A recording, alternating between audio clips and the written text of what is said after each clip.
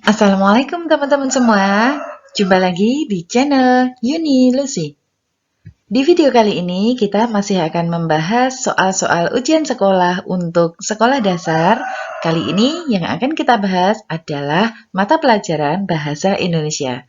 Yuk simak video ini selengkapnya.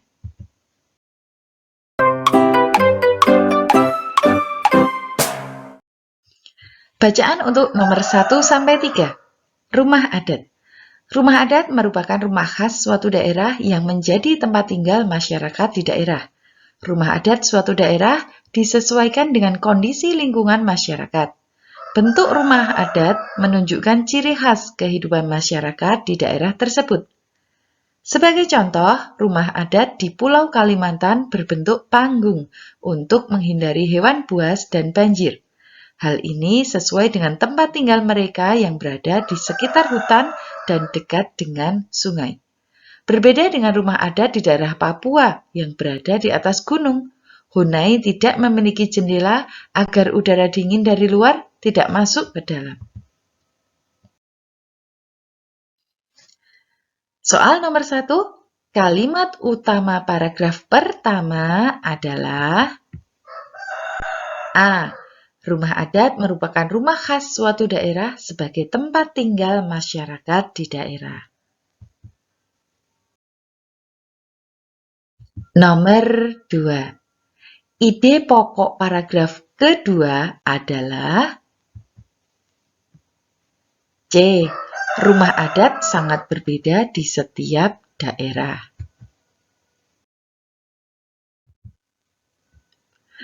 Nomor 3.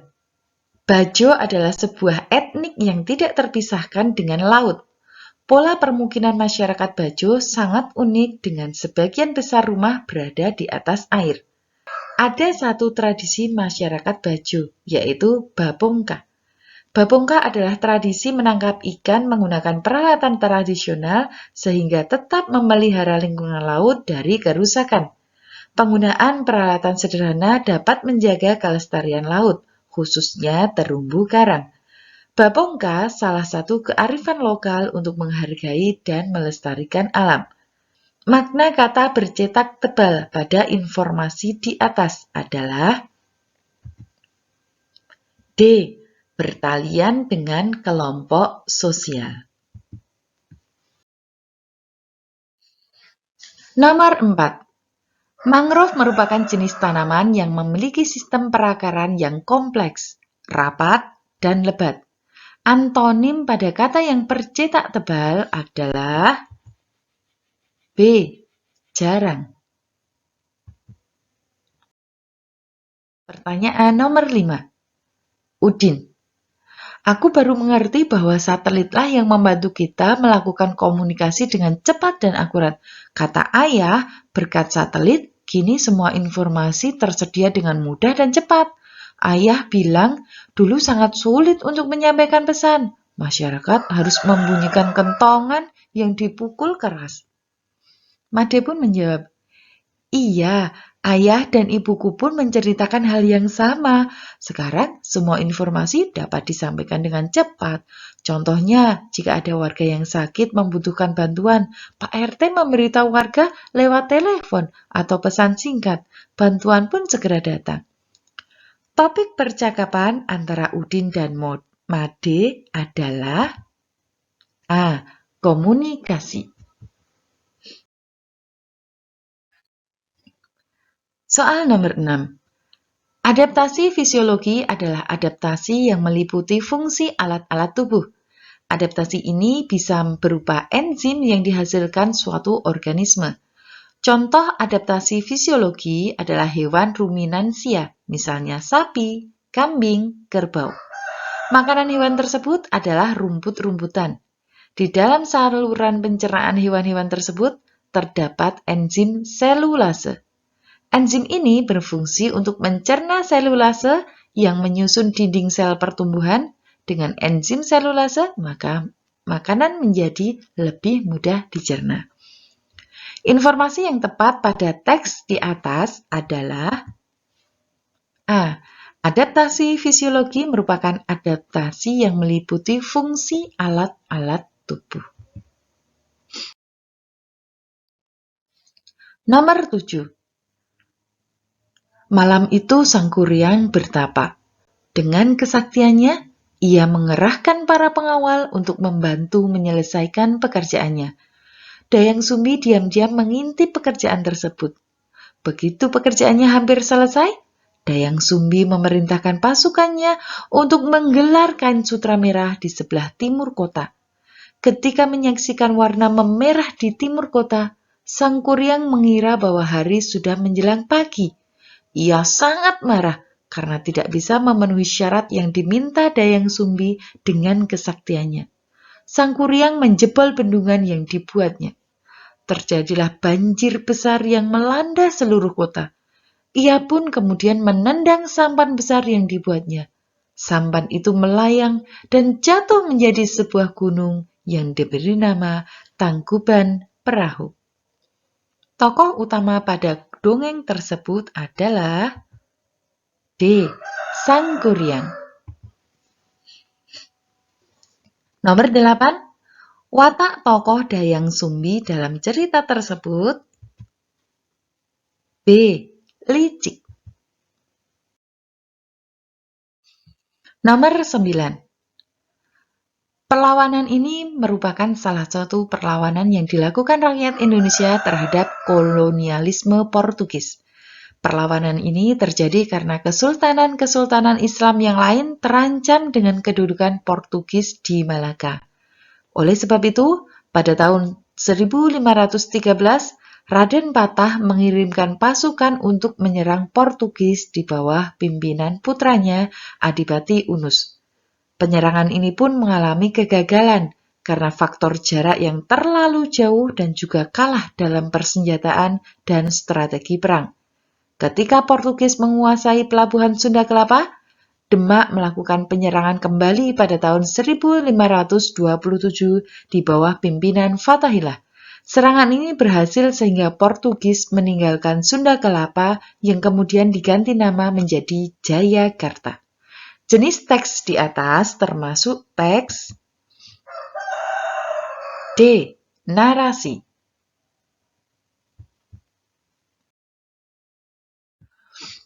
Nomor 10. Kalimat pertanyaan yang sesuai dengan informasi di atas adalah B. Kapan Portugis meninggalkan Sunda Kelapa? Nomor 11. Di bawah terik matahari, barisan semut berjalan rapi menuju sarang. Sudah puluhan kali barisan ini berjalan bolak-balik di bawah komando sang pemimpin. Setiap semut membawa bulir makanan di atas badannya. Tidak lebih satu bulir dapat dibawa semut, hingga tak cukup sekali atau dua kali mereka bolak-balik menuju sarang. Simpulan bagian teks di atas adalah D. Berpuluh kali semut membawa bulir roti ke sarang.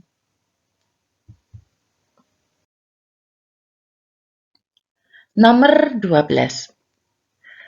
Rudi berkata, "Ton, ayo kita berangkat sekarang. Jangan sampai kita terlambat," sambil membenahi tas gendongnya. Kemudian Tony pun menjawab, "Iya, aku juga sudah siap kok. Aku juga tidak enak dengan teman-teman jika terlambat." Mengeluarkan sepeda dari teras rumah. Kemudian Tina pun menyaut, "Baiklah, ayo kita berangkat." Novi pun menjawab, "Ayo, siap." Amanat dalam kutipan drama tersebut adalah A. Disiplin waktu sangatlah penting. Nomor 13. Ia adalah Dr. Rinda, seorang dokter muda yang sederhana dan terampil. Ayahnya seorang petani di desa kami yang sangat tekun mengolah bidang pertaniannya. Dr. Rinda baru kembali ke desa kami 3 tahun yang lalu, setelah 10 tahun lebih merantau ke ibu kota. Ia memperoleh beasiswa di Fakultas Kedokteran dan setelah lulus, ia di Rumah Sakit Umum Kabupaten. Kata tepat untuk melengkapi paragraf di atas adalah C. Praktik. 14. Dokter Rinda seorang dokter yang sukses dalam pelayanannya baik di rumah sakit maupun di masyarakat. Ia ketika kuliah selalu mendapat nilai yang memuaskan. Ia mau berbagi pengalaman dengan orang lain di tempat kerjanya. Ia seorang dokter yang ramah, selalu menyenangkan pasiennya.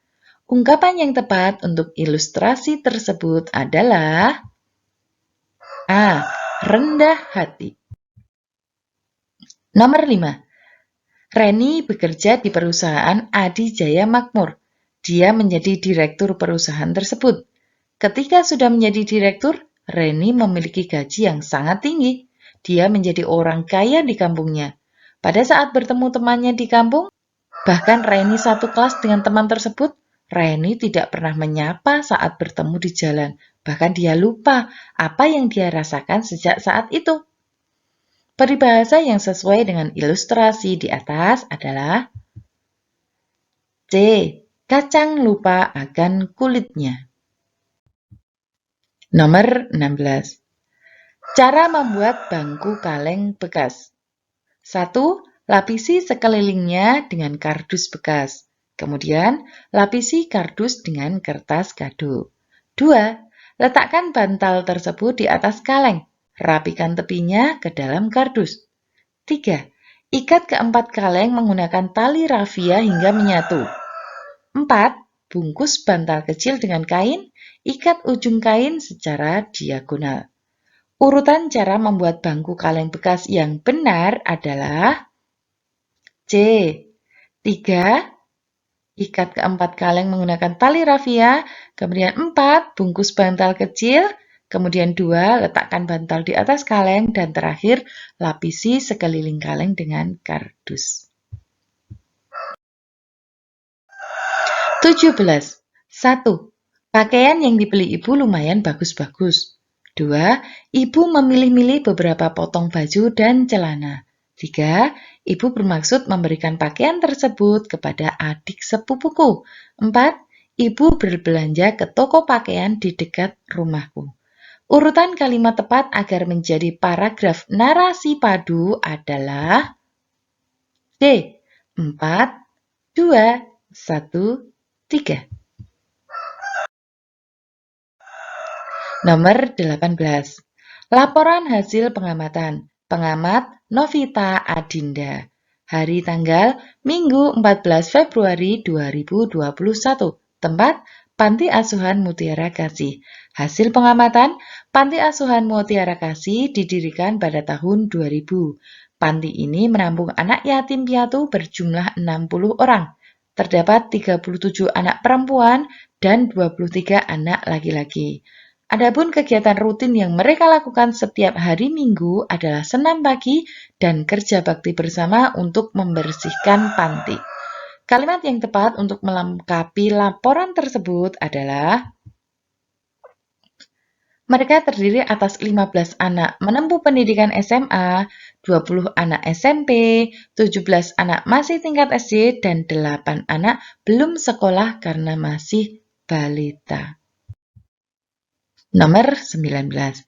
Siswa SD Kartika lomba paduan suara tingkat Provinsi Jawa Tengah. Kata berimbuhan yang tepat untuk melengkapi kalimat di atas adalah B. Mengikuti. Nomor 20. Penulisan ejaan yang tepat untuk kalimat-kalimat di bawah ini adalah A. Presiden Republik Indonesia pertama adalah Bapak I.R. Soekarno. Nomor 21. Sejak kemarin, aktivitas Gunung Merapi Jawa Tengah mengalami peningkatan. Penggunaan ejaan yang benar kalimat di atas adalah B. Sejak kemarin, aktivitas Gunung Merapi Jawa Tengah mengalami peningkatan. Nama gunung dan juga nama kota, nama provinsi menggunakan huruf kapital. Nomor 22. Teks 1. Rafa mempersiapkan diri menghadapi ujian sekolah. Ia belajar secara rutin. Setiap hari ia memulai belajar pukul 19 WIB. Ia baru berhenti belajar saat jam menunjukkan pukul 20.30 WIB. Biasanya ia belajar bersama ibunya. Rafa sangat berharap dalam ujian nanti ia lulus dengan nilai memuaskan sehingga bisa diterima di SMP favorit di kotanya. Teks kedua. Rido siswa kelas 5. Dia termasuk anak yang tidak pandai. Meskipun begitu, dia tidak pernah merasa rendah diri. Ia selalu bertanya jika ada materi pelajaran yang belum dipahami. Setiap kali ada ulangan, ia berusaha sungguh-sungguh untuk mendapatkan nilai terbaik. Demikian juga pada kenaikan kelas nanti, ia berharap mendapatkan nilai memuaskan. Rido juga ingin agar ibunya merasa bangga. Isi persamaan kedua teks di atas adalah C. Semangat belajar untuk meraih nilai tinggi. Nomor 23. Pada tahun pelajaran 2019-2020, pekerjaan orang tua SD Mekarsari Klaten sebagai berikut. Sebanyak 127 orang atau 29,1% bekerja sebagai wira swasta, 125 atau 28,6% sebagai pedagang, 115 orang atau 26,6% bekerja sebagai karyawan, dan 70 orang atau 16% sebagai pegawai negeri. Data tersebut ditampilkan pada tabel di bawah ini. Tabel bernomor 2, 6, 4, dan 8 seharusnya diisi D. 125 atau 28,6% dan 70 atau 16,6%. Nomor 24. Cacat tubuh tidak menjadi halangan bagi Alifano. Walaupun lumpuh, ia tidak merasa kesulitan untuk membantu orang tuanya. Bahkan, ia berhasil menciptakan lapangan kerja sendiri. Hasil produksi berupa mainan berhasil merebut perhatian anak-anak. Alifano senang mengerjakan pekerjaan tersebut karena dapat menjadi tambahan orang tua untuk memenuhi kebutuhan. Keteladanan tokoh cerita di atas adalah B. Membantu orang tua mencari nafkah. Klinik Mutiara adalah klinik yang banyak dikunjungi pasien. Dokternya ramah dan terkenal bertangan panas. Setiap pasien yang bersilaturahmi selalu dibantu dengan baik. Tidak heran jika banyak orang berobat ke klinik itu. Penggunaan kata yang dicetak miring paragraf di atas adalah yang benar bukan bertangan panas tapi bertangan dingin. Kemudian bersilaturahmi diganti berkunjung. Dan kata dibantu akan diganti dengan ditolong. Seharusnya yang paling tepat adalah dilayani. Jadi pengunjung dilayani dengan baik. Nomor 26. Semalam Desa Glagah kebanjiran. Luapan air menenggelamkan seluruh permukiman padat penduduk. Seluruh penduduk mengungsi dan membuat penampungan sementara di desa tetangga yang terletak lebih tinggi. Mereka tidak hanya kehilangan rumah, tetapi harta benda di dalamnya. Para penduduk semua sangat khawatir akan masa depan mereka sekalian. Perbaikan kata bercetak miring pada paragraf tersebut adalah kata bercetak miring itu tidak baku ya karena menggunakan pengulangan atau menggunakan kata yang tidak efektif. Seharusnya A. Penduduk sangat khawatir akan masa depan mereka. Jadi ketika sudah menggunakan kata penduduk tidak usah menggunakan kata para. Terlebih lagi diikuti kata semua. Dan masa depan mereka itu sudah menunjukkan kata jamak, jadi tidak usah diikuti dengan sekalian. Nomor 27. Setiap hari Santosa terlambat datang ke sekolah. Ia tidak suka memakai seragam dengan rapi. Berulang-ulang Santosa mendapat peringatan. Santosa pun sering mendapat bimbingan dari guru kelasnya. Akan tetapi, Santosa belum bisa mengubah kebiasaan buruknya. Hingga suatu hari, orang tua Santosa dipanggil ke sekolah. Setelah mengetahui perbuatan Santosa, prediksi yang mungkin terjadi adalah A. Orang tua Santosa minta maaf pada guru.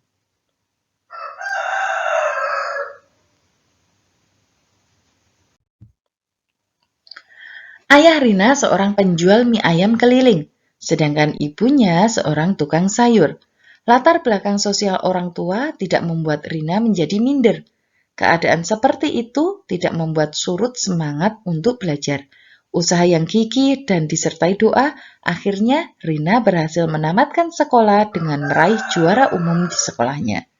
Nilai moral cerita tersebut adalah C. Kita harus semangat belajar agar dapat meraih prestasi sesuai harapan orang tua. 29. Aini dilahirkan di Klaten 12 Desember 2007. Penggunaan tanda baca yang tepat kalimat di atas adalah yang betul adalah D. Roni dilahirkan di Klaten, 12 Desember 2007. Ayahku bernama Martono SPD. Beliau adalah seorang guru. Beliau lahir di Klaten 2 Februari 1979. Sekarang beliau tinggal di Jalan Melati nomor 3, Klaten. Kesalahan penggunaan tanda baca terdapat di kalimat yang keempat ya, yaitu di Jalan Melati nomor 3, kemudian tanda kurung Klaten. Nah, teman-teman, demikian tadi pembahasan soal-soal ujian untuk kelas 6 SD, mata pelajaran Bahasa Indonesia. Semoga video ini bermanfaat untuk teman-teman dalam mempersiapkan ujian. Jangan lupa tekan tombol subscribe dan nyalakan lonceng agar kalian dapat notifikasi dari channel ini. Sampai jumpa di video-video selanjutnya. Wassalamualaikum warahmatullahi wabarakatuh.